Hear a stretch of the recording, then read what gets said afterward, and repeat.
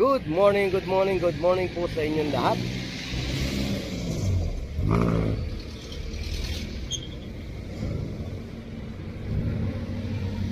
Ngayon po ay araw ng Biyernes, October 10, 2025. Muli po, babalik po tayo dito sa Divisoria.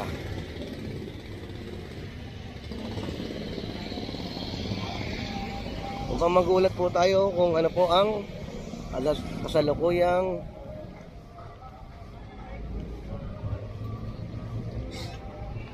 kalagayan dito. Tingnan nyo naman po ay dito po wala na pong mga tambak na basura. At papunta po tayo ng Ilaya.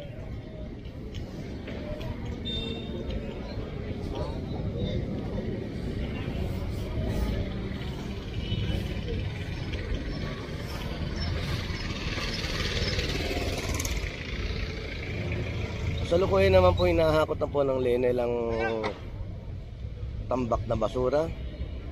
At dito naman po sa area na to ay mapapansin nyo naman po na wala na pong mga tumpok na basura. At pupuntahan po natin ang Lenel.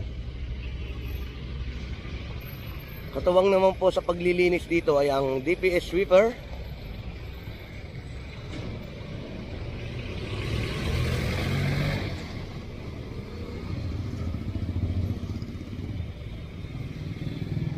Dati po, pagkagantong oras, napakaraming basura pa po. Good morning, kuya.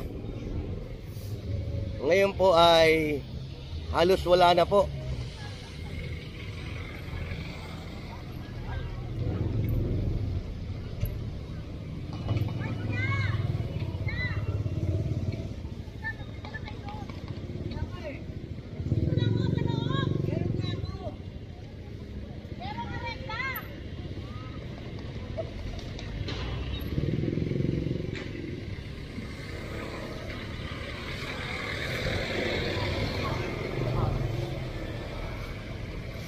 Ngayon po yung mga masisipag nating sweeper.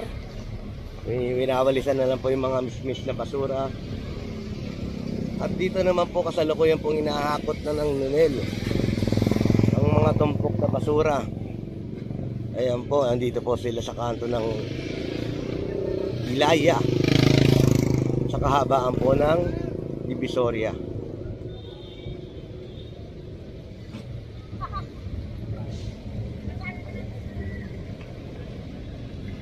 Ganun din po, nakantabay po sa kanto ang MDRRMO, ang Flushing Operation Team,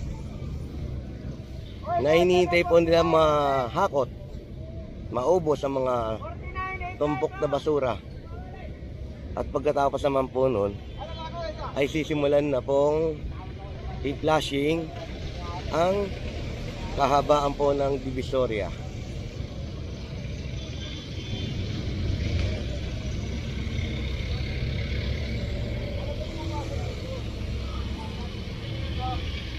Ngayon po sa kanto, nando po yung ating flushing operation team sa 1 Luna Street po. At ito naman po, ganito po ang ginagawa ng Lenel. Ginagawa niya, itinutumpok niya po sa isang area ang mga basura. At pagkatapos naman po noon ay itatapon naman po doon sa compactor.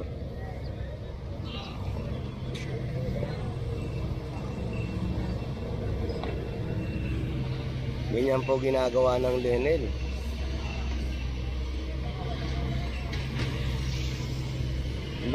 Sa bandang Carmen Planas naman po papuntang Asuncion ay wala na po mga tumpok na basura, nahahakot na po yan.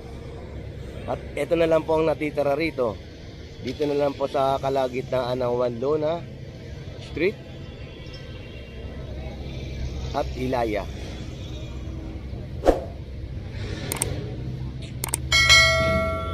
Kung bago ko po sa aking channel, please like, share and subscribe po para po meron po kayong latest update kung ano po ang nangyayari dito sa Divisoria. Kung bago ka po sa manonood, please, panoorin niyo po ang kabuong video kung ano po ang resulta na mangyayari.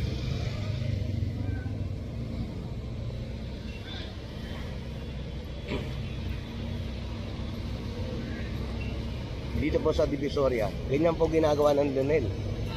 Tinututok na lang po sa compactor nila yung basura at madali na pong nahahakot ito.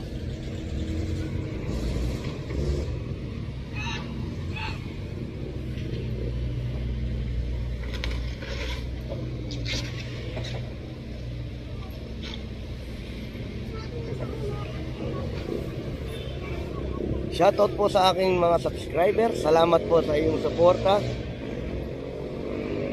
Ganon din po sa aking mga viewer. Salamat po sa inyong panonood.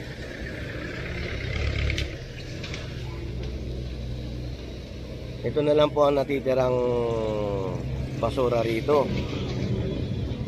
At naman po, katawang ng liner sa paglilinis ay ang DPS sweeper. Winawalis po nila yung mga mismis na natitira. Tinutupok nila, tapos hahakutin po ng maliit na loader. Ayan po, ganyan po ginagawa.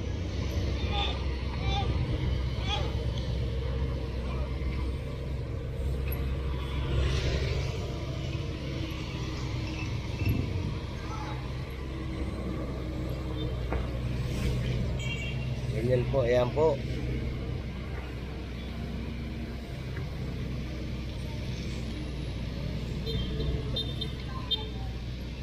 Muli po, kung bago ko po sa aking YouTube channel, please like and share and subscribe po. Pakiclick na rin po ang notification bell para po meron po kayong latest update dito sa Divisoria.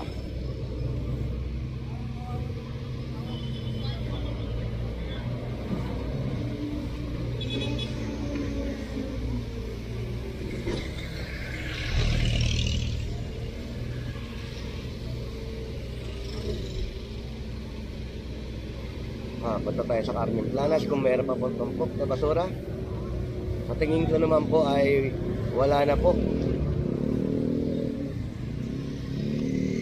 Shoutout po sa mga kababayan po natin OFW na walang sawang nagtatangkilik sa ating channel. Salamat po at lagi po kayo mag-iingat. Ganun din po sa aking pinsan na nasa Qatar na lagi pong nanonood sa ating video. Salamat sa iyo, minsan, at lagi ka mag-iingat. Ito po, pupunta tayong Carmen Planas. Ayan po, wala na po talagang mga basura na tumpok.